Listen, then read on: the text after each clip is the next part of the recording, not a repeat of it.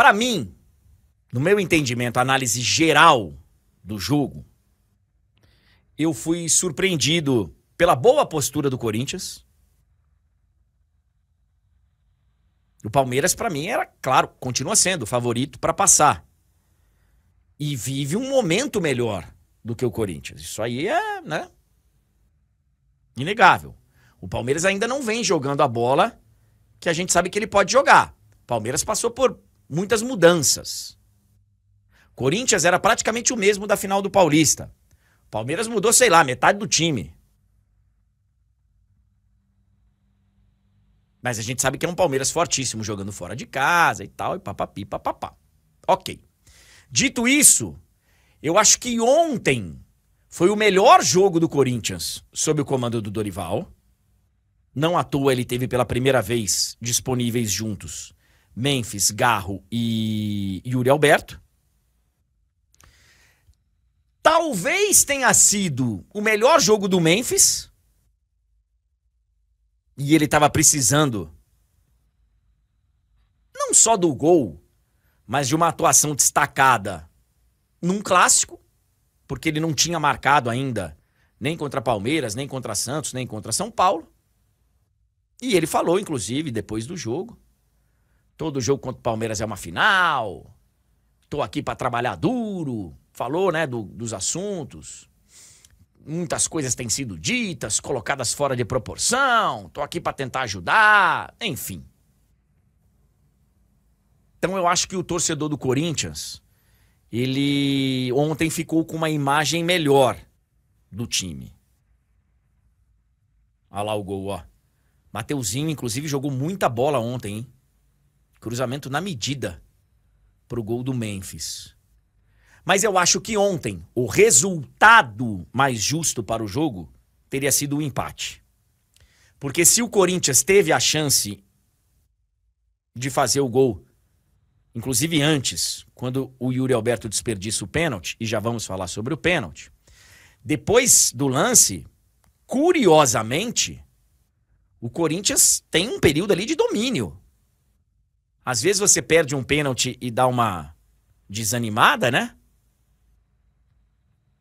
Mas o Corinthians, depois do pênalti desperdiçado, jogou bem, cara. Pressionou e tal. Só que depois o Palmeiras equilibrou. E também teve as suas oportunidades. Chegou a fazer um gol. Já vamos falar sobre isso também. Então, no geral, eu acho que o empate teria sido o resultado mais justo ontem. Agora, fica uma expectativa para o jogo da volta enorme. Enorme. Semana que vem vai ter mais. No final de semana, o Corinthians vai receber o Fortaleza e o Palmeiras vai a Salvador enfrentar o Vitória. Ponto. Sobre as polêmicas. Ah, André, você não vai falar sobre as polêmicas? Não, não vou. Ah! Pegadinha do malandro. Evidente que eu vou falar sobre as polêmicas. Vamos lá. Primeiro o pênalti, né? Então, assim, gente, hoje vocês fiquem tranquilos, tá? Hoje vai poder todo mundo me xingar. Quem fala que é clubista, quem fala que não é clubista. Todo mundo vai poder xingar. Cara, pra mim, o lance do pênalti não tem polêmica. Sendo bem sincero. É pênalti. É uma infelicidade do Gustavo Gomes. Eu acho que ele não tem a intenção de cometer a falta. Mas ele comete a infração. E é pênalti. Inclusive, no primeiro momento, eu achei que era lance normal. E vi muita gente condenar o árbitro, porque ele só é chamado pelo VAR, só vai ao VAR, depois que ele vê o rasgo na meia do Memphis. Gente, há algum tempo já no futebol, que o árbitro tem liberdade, não para ir ao VAR, porque eu acho que ele é chamado, não, né? Eu acho que é que a gente demora mesmo para fazer a análise, para decidir se chama ou não. Mas isso, inclusive, já foi tema de muitas discussões no futebol, que às vezes tem um lance que o cara entra para uma disputa de bola teoricamente normal, o árbitro vai lá e dá cartão amarelo, e aí ele vê o resultado, ele vê a marca que fica, enfim, e ele pode mudar a avaliação dele. Porque é algo que ele não vê no momento que o impacto é tão sério, mas que ele depois, ao ver o que acontece, ele fala, não, então pera um pouquinho. Pegou desse jeito, tá aqui o cartão vermelho. Não existe nenhum impeditivo. Não existe. Então, assim, num primeiro momento, no lance do Gustavo Gomes com o Memphis, num primeiro momento eu achei lance normal. Depois, ao ver o replay, pra mim não fica dúvida. Pra mim não fica dúvida. E vi muita gente questionando a não expulsão do Gustavo Gomes. Eu acho que seria exagerado. Seria exagerado. Não, é um lance de disputa de bola, ele não tem violência, ele não tá, sabe, agredindo, não tá... Acho que é um lance que ficou de bom tamanho o cartão amarelo. Agora, isso aí é uma preocupação, né, cara? Mais de 5 minutos para poder bater o pênalti. Mais de 5 minutos, cara. E chama atenção, o Tulhão, que assim, a gente já tem no Brasil,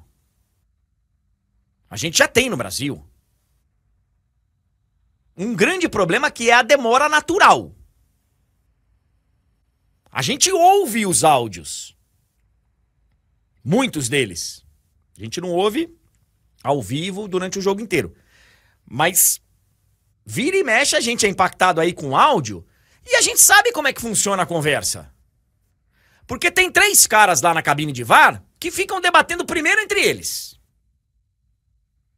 Então, mas você vê a intenção? Não, então, mas aí, ó. Ah, mas ó, dá uma olhadinha. Isso, repete pra mim. Isso, agora pega a outra. E eles, entre eles, primeiro fazem um debate. Aí depois tem a conversa com o árbitro.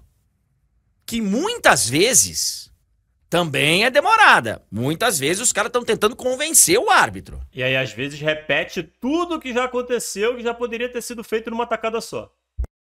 Pois é. Eu, inclusive, acho que a gente precisa aperfeiçoar o VAR. E talvez não devesse ser permitido conversar. Falou, ó, estamos recomendando revisão. Vê aí o que você tá vendo, sem a nossa influência, e vamos ver se bate. Mas, ok. Já tem essa demora natural. E a caminhada do Wilton, lá do lance, até a cabine de VAR, cara, é vergonhosa. Ele tem que ficar afastando jogador por jogador, cara. Parece que ele tá nas Olimpíadas do Faustão, tendo que se desviar dos obstáculos. Exatamente. Exatamente. Ele tem, cara, que... Pô, olha lá. Aí, ó, quer ver? Ele vai ser chamado. Foi chamado. Aí, para, conversa.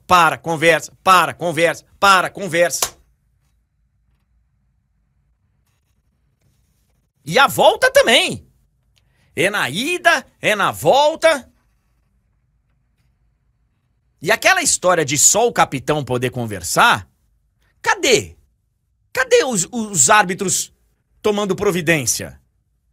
Eles estão livres. Já foram falados aí várias vezes, já foi falado publicamente que é só o capitão que tem que falar com ele. O primeiro que tiver coragem, eu sei que vai ser criticado. Porque aqui, quando o cara às vezes aplica a regra que ninguém tá acostumado a aplicar, ele também é criticado. Mas, o primeiro que mostrar cartão amarelo pra todo mundo, quero ver como é que vai ser o comportamento no jogo seguinte. Eu tenho a sensação de que o comportamento vai ser diferente. E aí não tem... Eu sei que vai ter gente falando, mas o árbitro é arrogante, não pode nem conversar. Mas o árbitro... É isso mesmo. O VAR tá me chamando.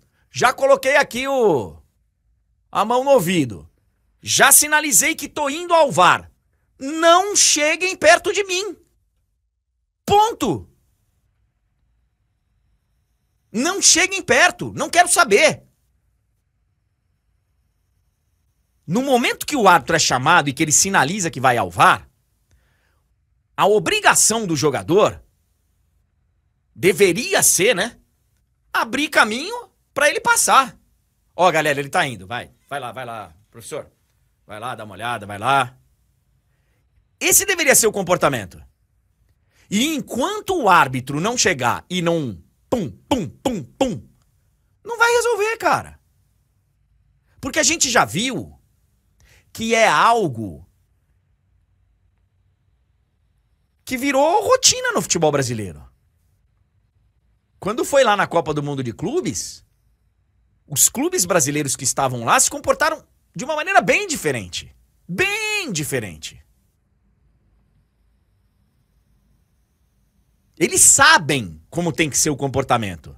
Eles não se comportam da forma como deve, porque tem tolerância aqui. Porque tem tolerância.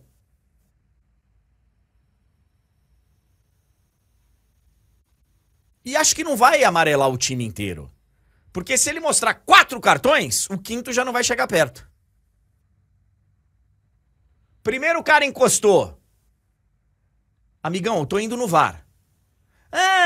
Mas olha, vê, irmão. Tum, amarelo. Vem um companheiro. Tum, outro amarelo. Aí vem outro. Tum, outro amarelo. Acabou, velho. Vamos lá. Então, o lance do pênalti. Pra mim, não tem discussão. E o Everton fez uma boa defesa. Não foi um pênalti muito bem cobrado, porque, como diria o filósofo, pênalti bem cobrado é gol. Meia altura, a bola vem com força, mas meia altura, não é lá no cantinho. É aquele pênalti que se o goleiro acerta o canto, olha lá, ó. Ele não chuta fraco. É um chute forte. Mas ele é a meia altura. E não é assim que ele bateu muito mal. Mérito também para o Everton, que fez uma grande defesa. O João Pedro tá perguntando aqui se quem devia bater esse pênalti não era o Memphis.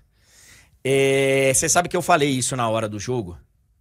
Tava assistindo o jogo com meu filho e falei assim, pô, cara, se tivesse sido um pênalti sofrido pelo Bidon, Mateuzinho, qualquer outro, eu teria colocado o Yuri Alberto pra bater. Mas como o Memphis foi quem sofreu o pênalti, eu acho que tem muito do psicológico, né? O cara já tá no lance e tal, eu que sofri o pênalti, pegar a bola e bater. Mas se ele tivesse desperdiçado também, iam falar por que o Yuri Alberto não bateu, né? Então, grande defesa do Everton, parabéns a ele. Vamos então para o lance seguinte.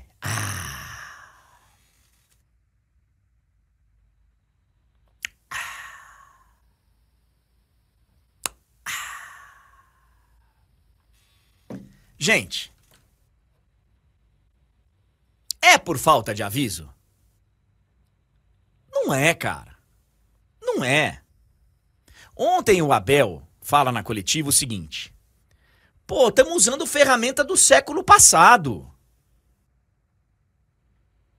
O futebol brasileiro, que outro dia tinha gente falando que estava no mesmo nível, que... Esse é um retrato do futebol brasileiro, cara. Esse é o retrato do futebol brasileiro. Tem que aproximar a câmera, qualidade de josta, não consegue determinar certinho qual é o frame, o posicionamento, a grossura da linha, e enfim. Realmente, parece que a gente tá brincando de Atari numa telinha. E os caras estão brincando de PlayStation 5 num telão de 200k. É ridículo isso, cara. E aqui tem uma competição, que é a competição talvez mais charmosa do futebol brasileiro, vamos utilizar esse termo, porque é a competição que eu acho que mais clubes têm condições de ganhar. Campeonato Brasileiro da Série A, da primeira divisão, né? Por mais que falem que 12 times podem ganhar, a gente sabe que não é assim.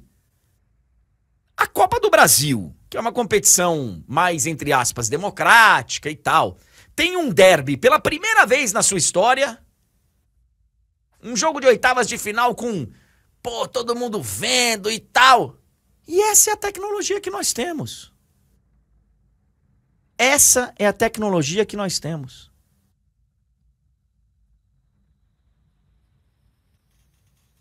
Para mim, o gol do Palmeiras é mal anulado. Por uma simples razão. Não tem como definir nada nesse lance, cara. E com todo respeito a quem tem uma opinião de certeza nesse lance, eu não consigo ter, eu não tenho esse dom que muita gente tem de falar: olha aí, tá claro que tá errado. Olha aí, tá claro que tá certo. Olha aí, óbvio. Porque pra mim, nesse lance não tem nada de obviedade. Não tem como dizer. Não tem como.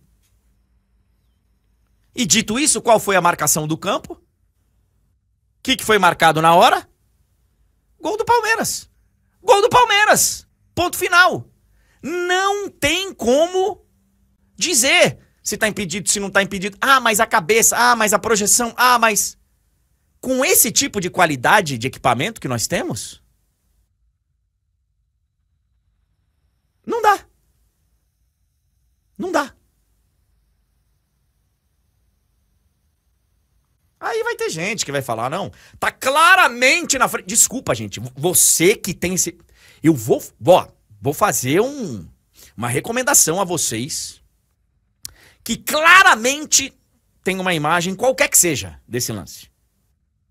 Porque eu vejo gente falando que claramente tá impedido e que claramente não tá impedido. Então já tem aí uma discordância, né? Mas, dito isso, irmão, irmã, você que claramente tem uma definição aí desse lance, quem tá na frente, quem tá atrás e tal, você precisa estar ganhando muito dinheiro. Muito dinheiro. Porque você tem um dom que é um dom para pessoas especiais, para pessoas que têm uma capacidade de visão que é acima da média muito, muito.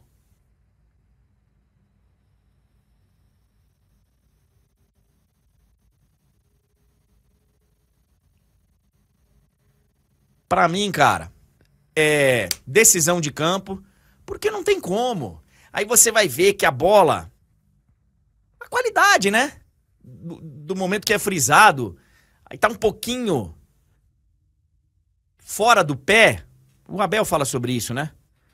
Mas a bola tá distorcida. Porque não tem qualidade Na imagem, no momento que frisa.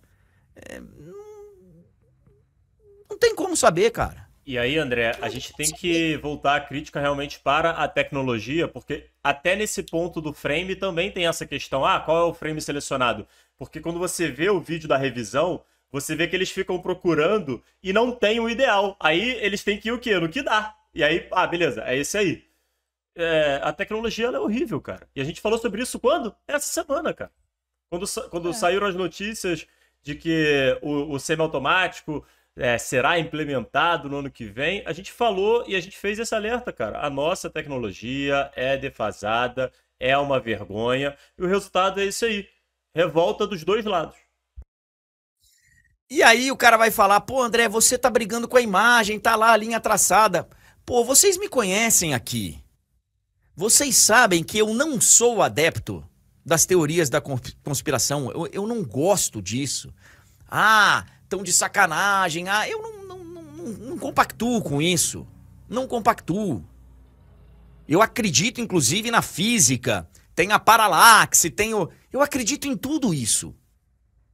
Eu, nesse momento, não acredito na tecnologia que diz que o ponto certo a ser marcado é a cabeça ou é aqui a ponta do braço, é tal, porque a qualidade não nos permite isso, cara. E quem tá lá na cabine, ele vai lá falar, eu acho que é esse ponto aqui, ó, pelo que eu tô vendo é esse ponto aqui, marca, traçou, marcou, traçou, tá aí, ó. Tá impedido, juizão.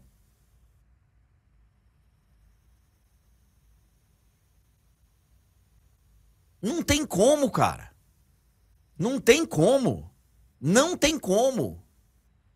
E eu não vou nem aqui falar da física, que você às vezes acha que é uma coisa, mas, pô, você tem que ter... A gente não tem uma visão que a gente consegue, né?